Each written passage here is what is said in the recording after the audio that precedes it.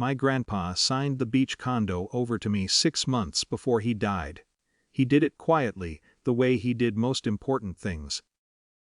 We sat at the small kitchen table in his apartment, the ocean visible through the window, like it was trying not to interrupt. He slid the papers toward me and said, almost apologetically, "I want you to have something that's just yours."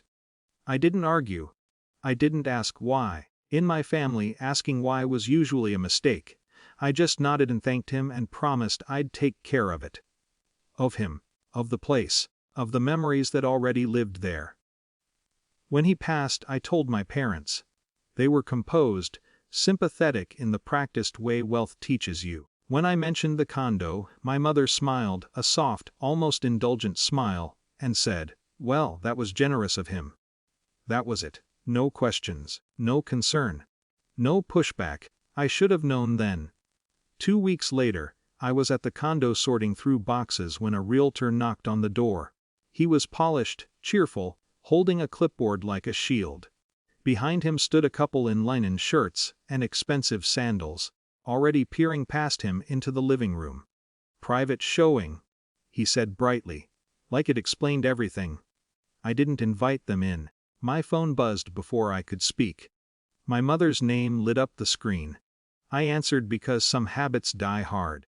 "You don't need to make this difficult," she said gently.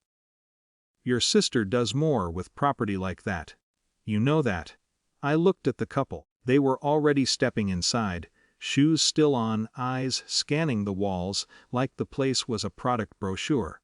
"I didn't put it on the market," I said. A pause. Then the whisper, lowered as if the walls might hear, "You don't need this. Your sister does." There it was, not cruelty, not anger. Just a statement of fact as they saw it. The family equation reasserting itself.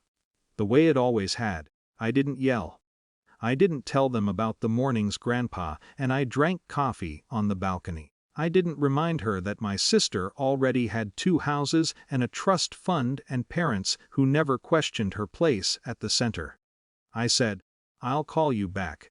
I locked the door after the realtor left, confused, annoyed, but not apologetic, and sat on the couch for a long minute. The condo felt smaller than it had an hour earlier, like it was already being erased.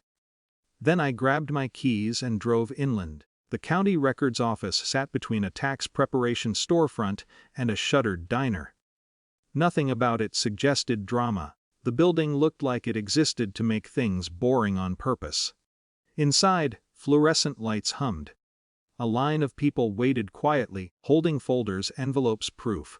No one here cared who my parents were. No one cared who I was. That helped.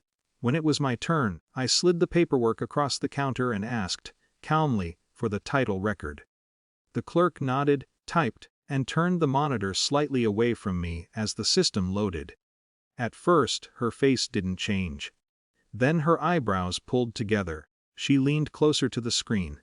She didn't speak right away. I waited. She clicked again. Scrolled. Stopped. Then she froze, not theatrically, not with a gasp, but with the unmistakable stillness of someone who has just realized something important doesn't match what they were expecting. "Just a moment," she said, and stood up. She returned with a supervisor. They looked at the screen together. The supervisor nodded once, slowly, and said, "That's clear. Clear." The word landed like something solid. The clerk turned back to me, professional but no longer neutral. "The property is fully transferred to you," she said. "Recorded and uncontested. There's no authorization for any listing or showing by anyone else." I felt something shift, not relief exactly, not joy. More like alignment. As if something that had been bent for a long time had finally been allowed to straighten. She printed copies. Stamped them. Slid them across the counter.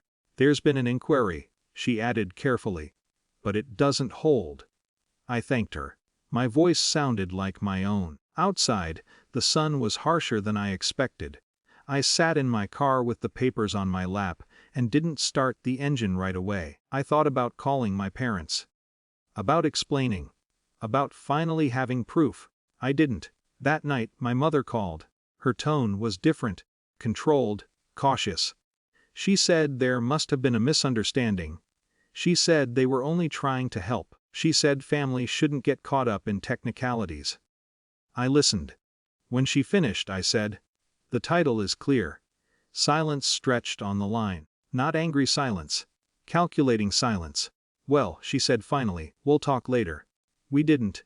The condo didn't suddenly become peaceful. The family didn't apologize. My sister didn't reach out. Nothing wrapped itself up neatly. But something important stayed with me. For the first time, I hadn't needed permission to keep what was given to me.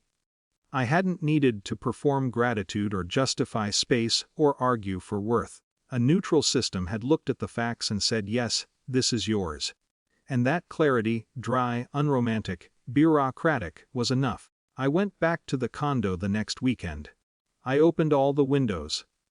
I sat on the balcony with coffee and let the ocean do what it had always done. The place was still mine.